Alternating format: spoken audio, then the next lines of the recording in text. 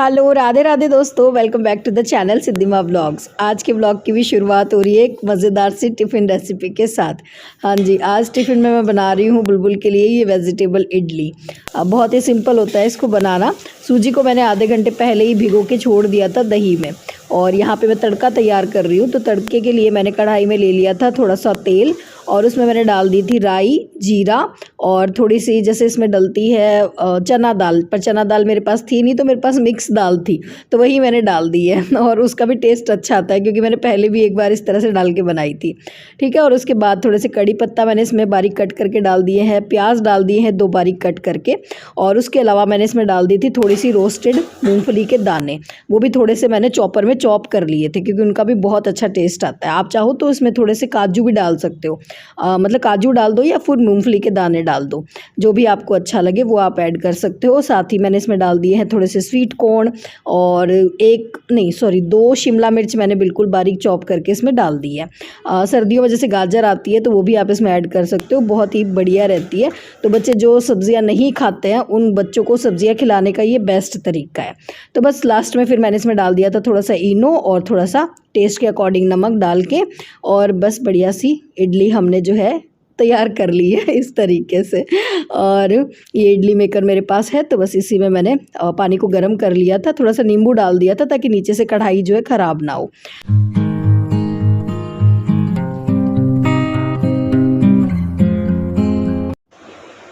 हम लेडीज़ की सबसे बड़ी प्रॉब्लम होती है कि रोज़ रोज़ टिफ़िन में क्या नया दें। तो एक दिन पहले ही रात को सोचना पड़ता है कि कल टिफ़िन में क्या जाएगा।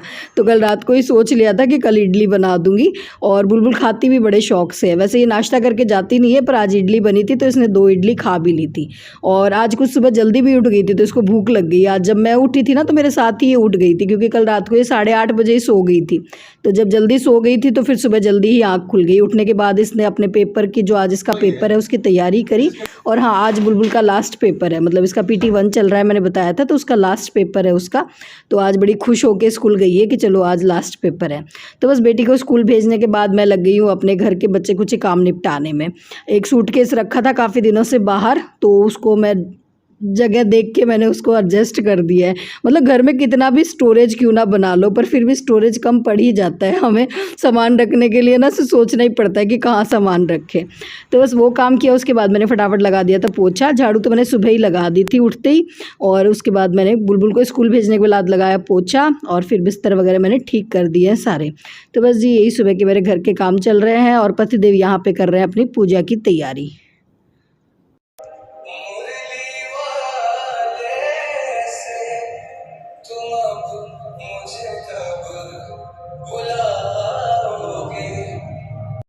ये सिर्फ 4 लाइन का भजन है, पर इतना प्यारा भजन है, जब भी मैं सुनती हूँ ना सीधा मथुरा वृंदावन पहुँच जाती हूँ। और हाँ, मेरी 1-2 सब्सक्राइबर है मथुरा वृंदावन से, वो पूछ भी रही थी कि दीदी कब आओगे, आपने कहा था कि हम लोग आएंगे। तो जी इस गर्मी की छुट्टियों में हमारा पूरा प्लान है मथुरा वृंदावन जाने का। बस गुड्डू की और बुलबुल की छुट्टियों का इंतज़ार है, दोनों की छुट्टियाँ हो जाती है फिर साथ ही जाएंगे। तो जी खैर, वो तो हो गई घूमने फिरने की बात। और यहाँ पे मैंने थोड़ी सी आज डस्टिंग कर ली है। और ये जो कुछ शोपीस जो मैंने लगा रखे थे और कुछ भगवान जी की मूर्तियाँ थी, इन पे काफ़ी ज़्यादा धूल मिट्टी हो रही थी, तो सबको धो के वॉश करके मैंने लगा दिया है वापस जगह पे। उसके बाद आ गई हूँ मैं किचन में थोड़ा सा अपना स्किन केयर करने के लिए। तो फेस पैक मैंने बना लिया है, थोड़ी सी मुल्तानी मिट्टी ले ली है, थोड़ा सा मैंने इसमें डाला है वो गुलाब की पत्तियों का जो मैंने पाउडर बनाया था ना, वो डाला है। इसके अलावा एक और पाउडर मैं बना के रखती हूँ, मतलब थोड़े से बादाम ले लिए थे, थोड़ी सी अरहर की दाल है, थोड़ी सी चने की दाल है, इस तरह से मिक्स करके बनाती हूँ। किसी व्लॉग में शेयर करूँगी, ठीक है। तो बस थोड़ा सा मैं स्किन केयर कर रही हूँ, 10 मिनट लगेंगे फेस पैक सूखने में।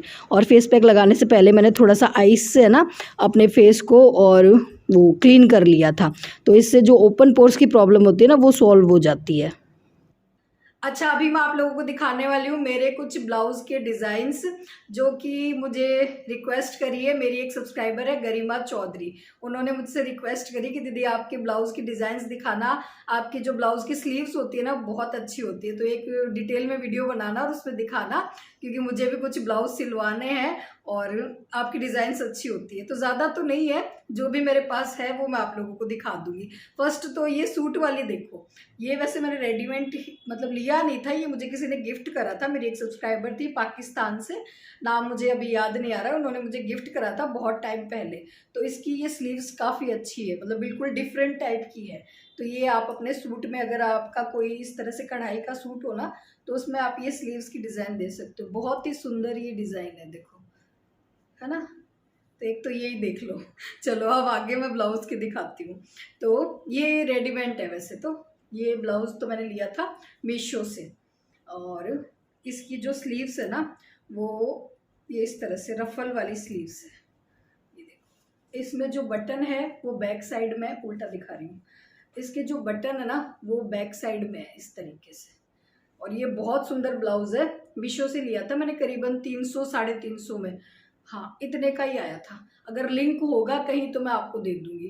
तो इसमें ये बैक में है जो बटन है वो, और इसमें ये डोरी दी हुई है। और इसकी ये जो स्लीव्स है ना वो इस तरह से, ये देखो रफल वाली इसमें स्लीव्स दी हुई है, ये इस तरह की, बहुत सुंदर है। और रेड कलर का है तो किसी भी साड़ी में चला जाता है।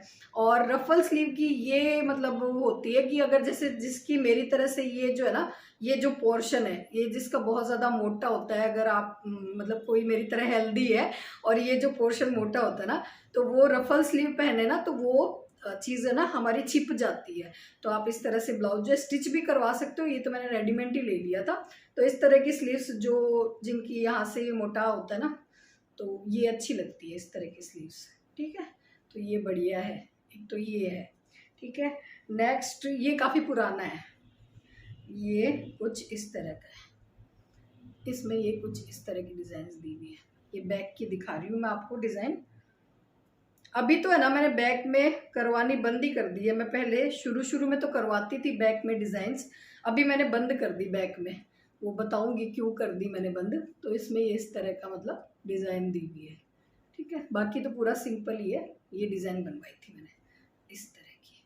और अभी बैक में मैंने इसलिए बंद कर दी डिज़ाइंस बनवाना, क्योंकि एक तो बैक के डिज़ाइन के और स्लीव्स पे अगर डिज़ाइन करवाते ना तो पैसे ज़्यादा लगते हैं ब्लाउज़ की सिलाई के।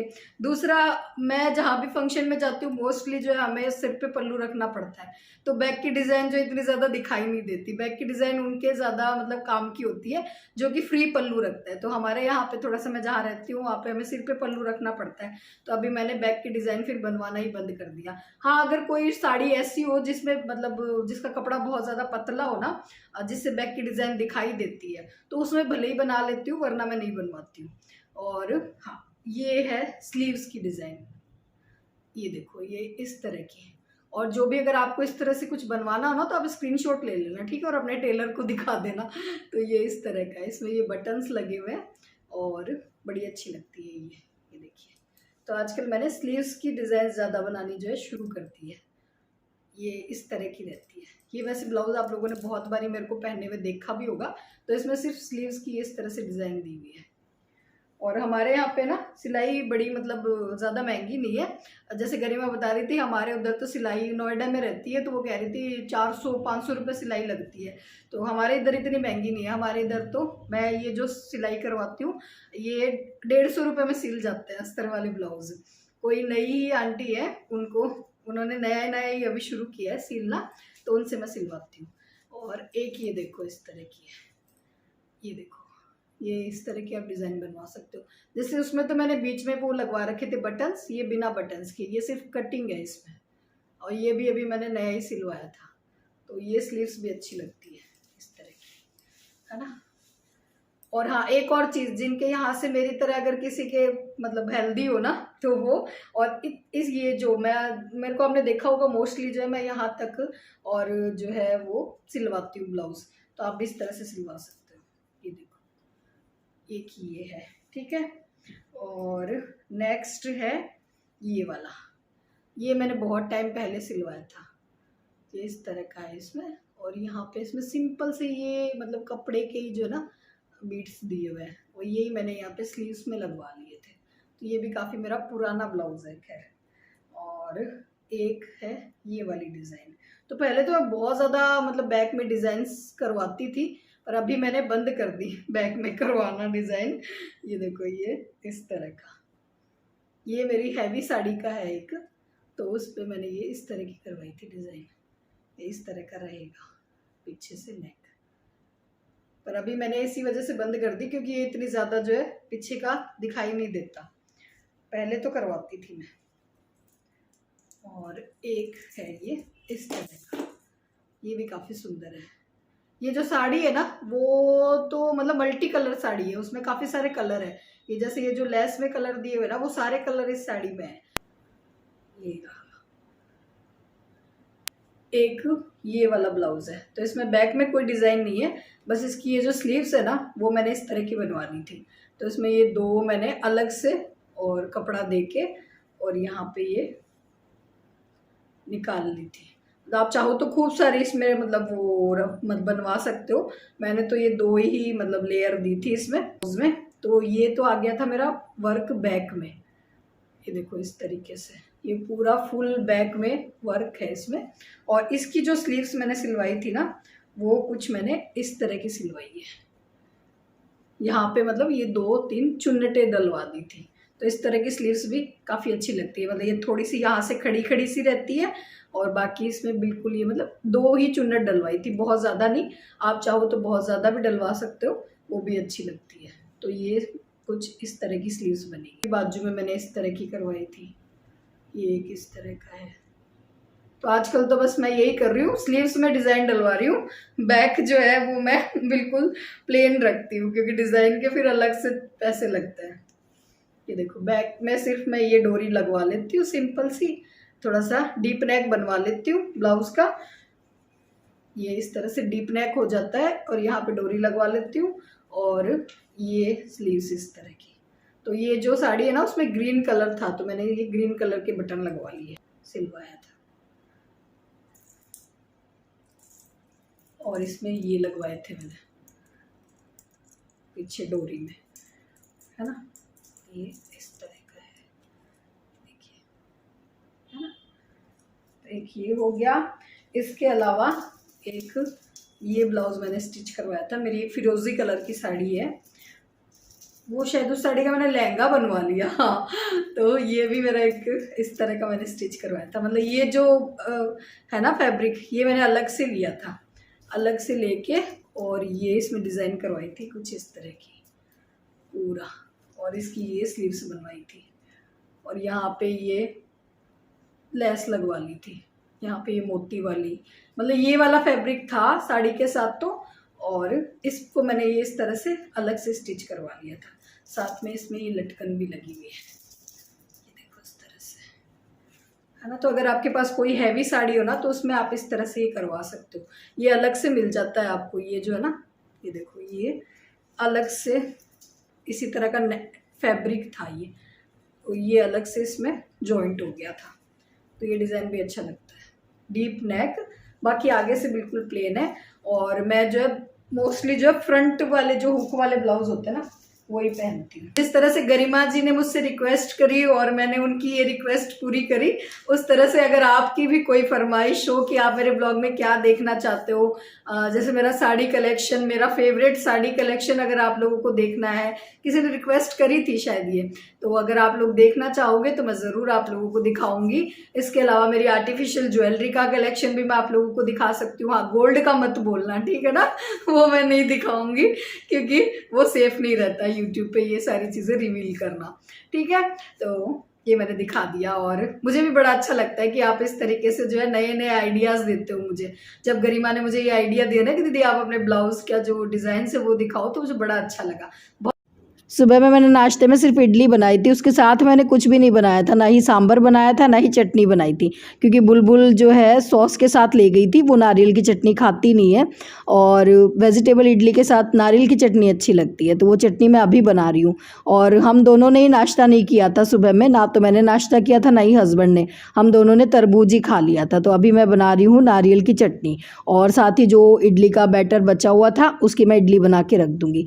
तो आज दोपहर में जो है हमारा ये इडली वाला ही काम मतलब हो जाएगा। दोपहर में मैं खाने में एक्स्ट्रा अब कुछ भी नहीं बनाने वाली हूँ, क्योंकि आज शाम को मुझे बहुत मतलब बढ़िया सा और बनाना है कुछ डिनर में वो नेक्स्ट व्लॉग में आप लोगों को बताऊंगी कि क्या बनाना है क्या नहीं।